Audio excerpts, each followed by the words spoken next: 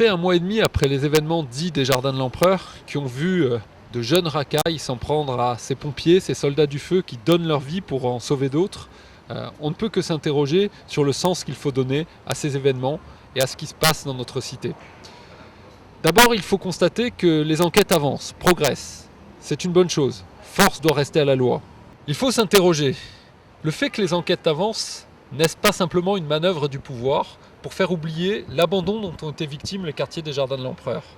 Il faut s'interroger. Est-ce que toutes les annonces qui sont faites, tous ces chantiers qui sont censés démarrer dans les prochains jours, ne sont pas que de réelles paroles, alors que l'on sait que ces dernières années, peu a été fait pour les Jardins de l'Empereur par ceux-là même qui aujourd'hui prétendent tout changer? Et puis, il faut surtout appeler à ce que l'ensemble des enquêtes progressent. On peut construire à partir des Jardins de l'Empereur une cité d'Ajaccio plus ouverte, plus tolérante, mais aussi plus dynamique, plus fière d'elle-même. Une cité ajaxienne qui soit un exemple de modèle, un modèle urbain pour la Corse de demain.